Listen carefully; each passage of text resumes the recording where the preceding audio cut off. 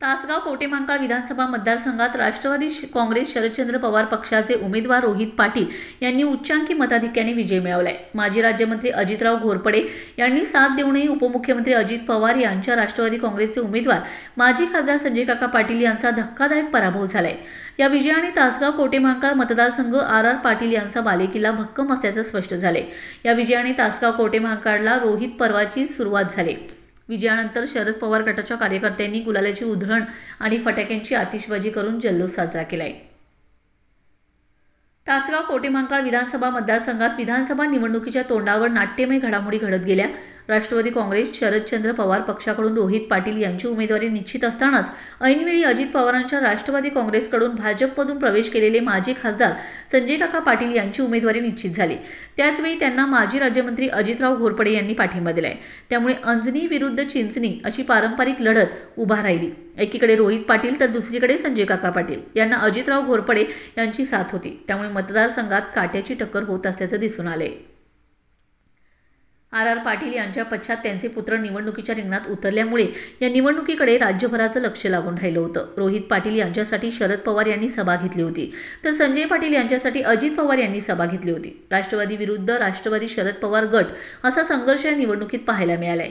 ही निवडणूक अत्यंत काठावर आहे असे समजले जात असतानाच निकालानंतर मात्र नवख्या रोहित पाटील यांनी राजकारणातील मातब्बर असणाऱ्या अनुभवी संजय काका यांना धोबीपछाड दिल्याचं दिसून आलंय। शनिवारी सकाळी तासगाव येथे प्रशासकीय इमारतीत मतमोजणीला सुरुवात झाली। टपाली मतदानातच रोहित पाटील यांनी आघाडी घेतली। त्यानंतर फेरीनिहाय मतमोजणीला सुरुवात झाली। प्रत्येक फेरीत रोहित पाटील यांचे मताधिक्य वाढत गेले। एकूण 22 फेऱ्यांपैकी संजय पाटील यांचे गाव असलेल्या चिंचणी गावाचा समावेश असलेली एक फेरी आणि अजितराव घोरपडे यांचे गाव असलेल्या कोंगनोळीचा समावेश असलेल्या एक फेरीतच संजय पाटील यांना काही प्रमाणात मताधिक्य मिळाले। कोंगनोळी वगळता उर्वरित सर्व फेऱ्यात रोहित पाटील आघाडीवर राहिलेत। प्रत्येक फेरीत रोहित पाटील यांचे मताधिक्य वाढत जाऊन रोहित पाटील यांचा दणदणीत मतांनी विजय झालाय।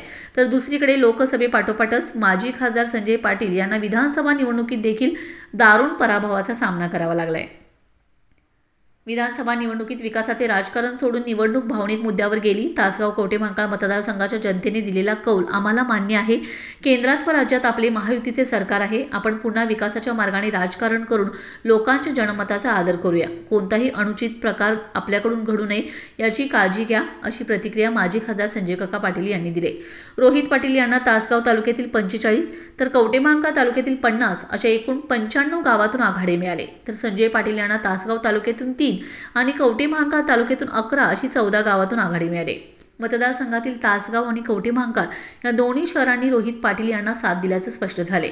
यापूर्वी तासगाव शहरातून आर पाटील यांना देखील मताधिक्य मिळाले नव्हते, मात्र यावेळी रोहित पाटील यांना तासगाव शहराने लक्षवेधी मताधिक्य दिले। तासगाव शहरातून रोहित पाटील यांना 2522 इतके मताधिक्य मिळाले, तर कवठेमहांकाळ शहरातून देखील 2416 इतके मताधिक्य मिळाले।